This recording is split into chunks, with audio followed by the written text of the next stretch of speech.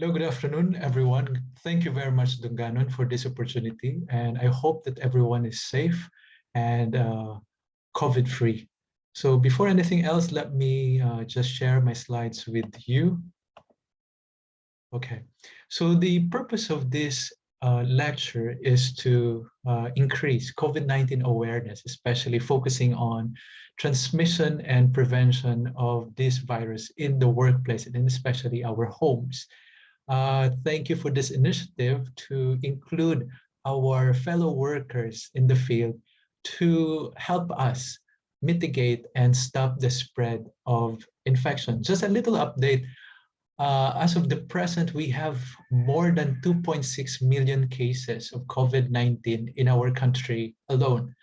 And sad to say that we have reached 38,800 plus COVID deaths. And we don't want to add up to that number. And with this lecture, we expect that you will be able to help us spread the information to the community and especially to your family. The objectives of this afternoon's lecture is for the participants to learn the basic facts about SARS-CoV-2 and COVID-19 disease, the transmission on how it is being spread from person to person, and also to identify methods to prevent and respond to COVID-19 exposure in the workplace and at the same time, our homes. The sources of this lecture were mostly taken from the website of the World Health Organization and the Centers for Disease Control. And with COVID-19, the information that we have is changing drastically every day. And since COVID-19 is here to stay, we have to get updated, correct information every time. And we have reliable sources such as the World Health Organization, the Department of Health, the local research institutes, the regional and local government units. And if you like reading, there are also scientific papers or published papers where you can get updated, verified information. During this time, a lot of information are being posted on the social media, which creates anxiety and even a lot more of confusion to our family members and the community as well. So help us share the right kind of information to our family and co-workers. So the first question would be, what is COVID-19? So COVID-19 is actually an infectious disease caused by the virus SARS-CoV-2. So in the bulk of the lecture that we will have, when we talk about disease, then it's about COVID-19. And when we talk about the virus, it's about the SARS-CoV-2 and its variants. SARS stands for Severe Acute Respiratory Distress Syndrome. And we know that this virus originated from animals that have infected humans. And from there on, human-to-human transmission has occurred. So this is a novel virus, which means this is a new type of virus, and it's still changing. There are still changes in its structure. That's why we have new variants. And these changes in the behavior of the virus could cause possible impacts when it comes to its ability to transmit or to spread, its ability to cause severe disease, and even could affect the potency and efficacy of our available vaccines. So with that, we should be adamant in putting a stop or control in the spread of this COVID-19 disease. One very important thing that we have to know is what is the incubation period of this virus. When we talk about incubation period, we're talking about the time of exposure to a possible suspect or confirmed COVID person to the time that symptoms would manifest. And typically, the data that we have would show that the usual incubation period of the virus is usually up to 14 days. a lot or majority of those that were infected would show the symptoms on the 4th or the 5th day of being exposed. This would also mean that it could uh, it could manifest earlier, which means the incubation period can happen in just as a span of 2 to 3 days, and could be a little later than this median 4 to 5 days, which could happen on the 10th day, 11th, or 12th. So this is the reason why we do isolation or quarantine for 14 days, because we want to cover the incubation period of the virus and make sure that the people that we are isolating and doing quarantine will not be able to infect others.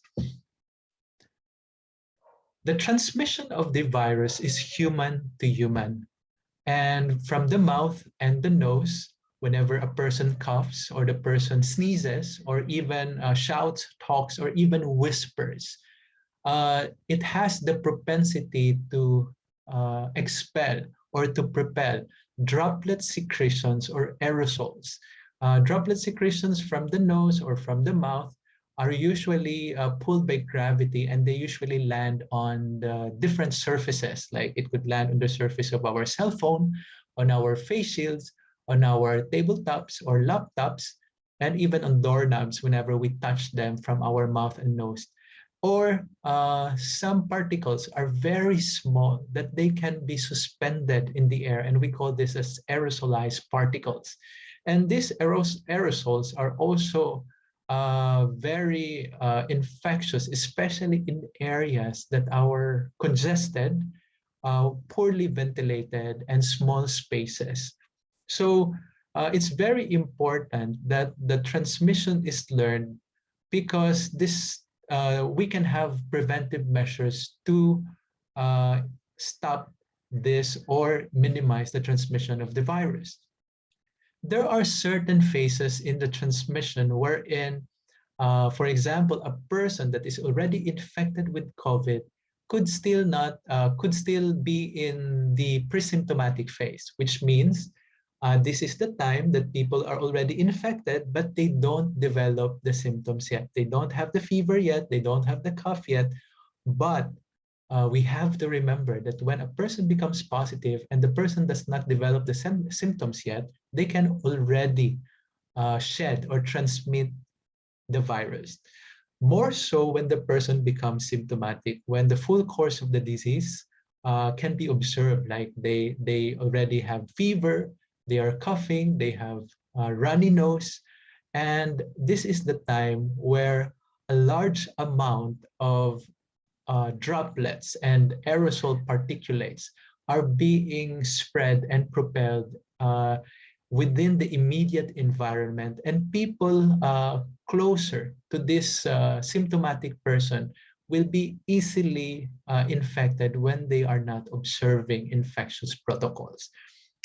Fortunately, some people will become asymptomatic, which means they will not develop the symptoms.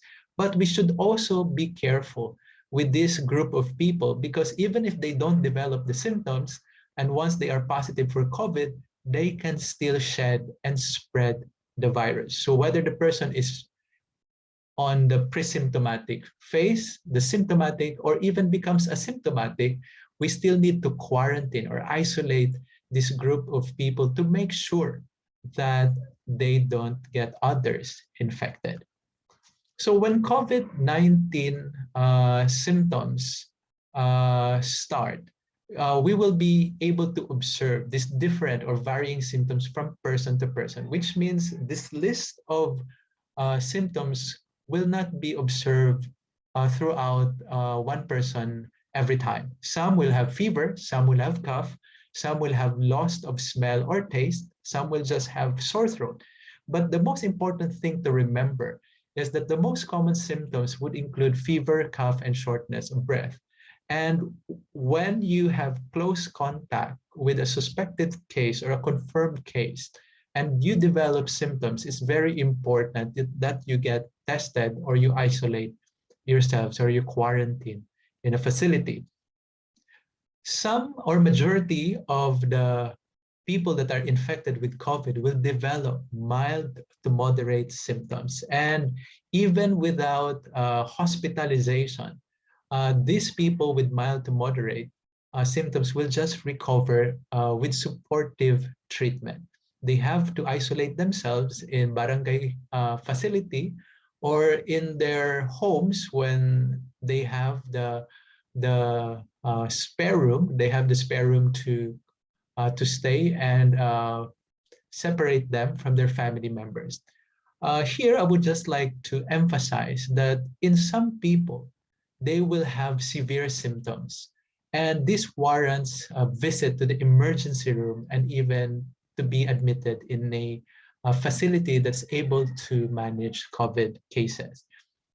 Symptoms that we should watch out for are difficulty of breathing or shortness of breath. If there's persistence of pain or chest tightness, when someone is difficult to awaken or has lost his energy, and for others, they will become pale or will become bluish, which signifies the decrease in the oxygen saturation in their body. So the next question is, who can get COVID-19? Everyone, which means across age groups, the elderly, the adults, and the adolescents and children, and even pregnant women can be at stake in getting COVID-19 infection.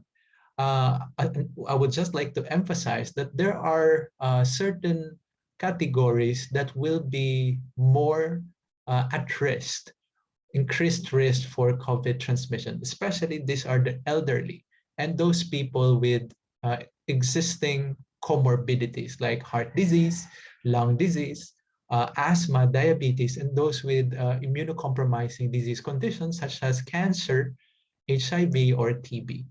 So the children and young adults can also acquire or be infected with COVID-19. Symptoms may vary.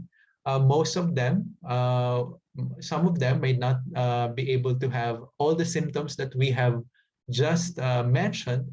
But the good thing is most of the data would show that infection in children and young adults would tend to be mild, though we have to be careful as well because the new variants of COVID-19 have shown predilection and infection for this type of population as well. So the methods to prevent COVID-19 in the workplace and at home are not difficult to implement. And the best way that we can do this is for us to be well informed and updated with these preventive measures. We have to prepare for the threat, we have to implement the preventive measures, and we have to persistently continue observing these protocols. So as an individual, as a family member, what can you do? So you have to be informed and prepare. You have to properly wear your mask. You have to observe social and physical distancing. Wash your hands frequently. And if you cannot wash your hands with soap and water, you can also use alcohol-based hand sanitizer. Avoid touching your mouth, nose, and your eyes, especially if you have secretions or if you are in high-touch areas or where areas are usually crowded. Stay home whenever you are sick. Observe proper cough etiquette and dispose infectious waste materials such as your tissues or your mask in the proper waste disposal bins. So the families are also very important because whenever a worker comes home, the family is exposed to them. So we have to develop a family-focused care plan. For those of you that are now learning and getting this information, you can have a meeting with your family and discuss the prevention that you have to do. And at the same time, of course, the ways COVID virus is being transmitted.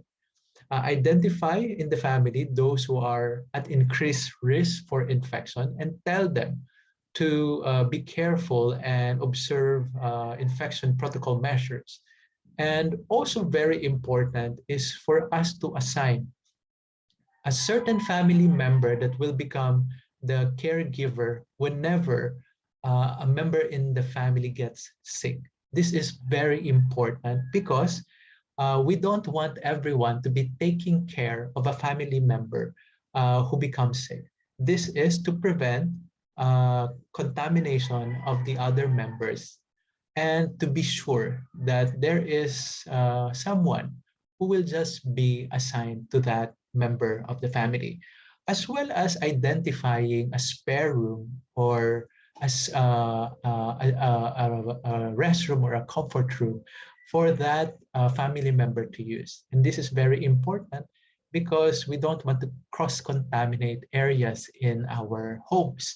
Observe the implementation of the preventive control measures. Also limit the visitors and guests that visits your house. And whenever you want to have a party, you can always have the Zoom platform or the online platform if you want more guests to participate. Just to go through the comprehensive package of preventive control measures, we have hand washing, which is very important and totally proven to decrease the spread of infection. And it's very easy to teach even our children. So it has 5 steps. You have to wet your hands and apply your soap. But the most important thing here that we should remember is the amount of bubbles. So the more bubbles that you make when you are washing your hands, the better you are able to disinfect and get rid of viruses and bacteria. So scrub your hands for 30 seconds. And the best way to do this is hum or sing in your in your mind the happy birthday song 2 times. And that will make sure that you are spending enough time to remove the contaminants from your hands. After that, you rinse and you pat dry your hands, and always make sure to observe this as a habit that you have wherever you are. Others would involve hygiene and social distancing. So whenever a person gets sick, stay at home, wear your mask, do your hand washing, observe proper cough etiquette, which means don't cough directly using your hands. You can always cough on your elbow and using your tissue paper or handkerchief. Observe physical distancing, at least 1 meter or even 6 feet would be better. We discourage physical touch or even handshake. And always remember to dispose your infectious waste properly. So to go down the details on proper use of face masks, it's very important that you teach your family members and your children to use face masks properly. So choose the face masks that are well fitted and breathable. We have a lot of these types of face masks. We have medical masks and we have non-medical fabric masks. And even we have N95 masks. But for the general public, we can just utilize medical masks or non-medical fabric masks. Always important to have a good fit. So whenever you're wearing your mask, you are to wear them by making sure that your mouth, nose, and chin are always covered.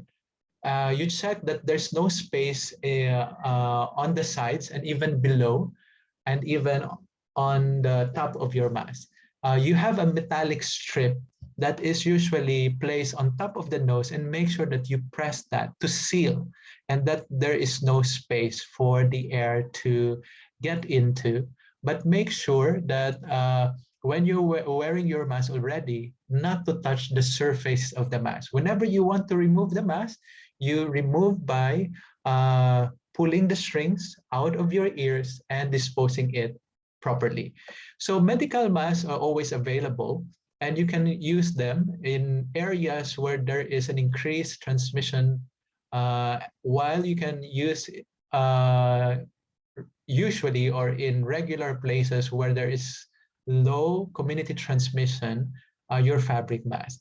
We do not encourage the use of your industrial mask with valves or uh, respiratory openings, because this would bypass the filtration and would increase your susceptibility towards infection. There are a lot also of news or posts about the proper way to use surgical masks, like this one, the white side or the blue side. We have to be very careful because this is fake info. The surgical mask is designed in a way that the blue color should always be facing outward. So this is the proper way, as you can see in the picture, to wear your surgical mask. The blue is always facing the outside, and the white is the one facing your lips and your nose. This is very important because the white part of your mask is very absorbent. It will absorb your secretions so that it will not spill out, or it will not go out of that area. While the blue area usually is hydrophobic, which means it does not encourage easily the sticking of secretions or sweat in that area. So always remember that the proper way to use your mask is always the colored side facing outward. Protecting workers in the family, we have to have hierarchy of controls, and these are very important that can be used in the workplace and even within our homes. So elimination of the hazard. Hazard means anything that has a potential risk to carry infection. So example, in the workplace, if the setup is hazardous, like the setup of the tables or the chairs or the arrangement, then we have to physically remove the hazards to avoid the grouping or the crowding of the people, and to encourage physical distancing. We have to substitute the hazard, like instead of grouping together, we can have spacers or barriers to minimize the crowding of the area. And also, if the hazard is the person, if the worker gets sick, then we have to allow this person to get home and be isolated and not to report at the workplace. Isolate people with a hazard through barriers, rope, spacers, and dividers are also very important so that we don't get contaminated with aerosols and at the same time of droplets easily. Administrative controls means that we need to change, or we need to have certain policies that will improve and minimize the contamination of the workers and the office at the same time. So this can be policies wherein flexi time, people can work at home, people can meet through Zoom meetings or online platforms. And the last is the wearing of our PPEs, or our personal protective equipment. When we are able to do this hierarchy of controls, then we can be sure and we can be confident that the transmission is greatly decreased in our workers and our homes. So in summary, I would like to remind you to stay at home whenever you get sick. Isolate yourselves for 10 to 14 days. Wear your mask. It should be properly fit. Wash your hands every time. Make it a habit. Make a lot of bubbles and sing your happy birthday twice. Dispose waste materials, especially those of masks and tissues, and in the proper waste bins. Observe your cough etiquette, social distancing, avoid parties, avoid eating together. Do not encourage handshaking. Get vaccinated. It is always protective. Have yourself tested if you have signs and symptoms of exposure to COVID-19. And healthy living. Eat right, sleep enough, drink a lot of water, and manage your stress. Prevention is always better than cure, so have a lot of correct and verified information with you. Stay ahead and stay informed. And with this, we want you to play the game of life. But you have to be prepared and you have to be well informed. And with that, I would like to leave you by saying always keep safe, stay informed, and at the same time, help us in stopping the spread of COVID infections in the workplace, in our homes. Thank you very much, Duganon. Have a great day, everyone.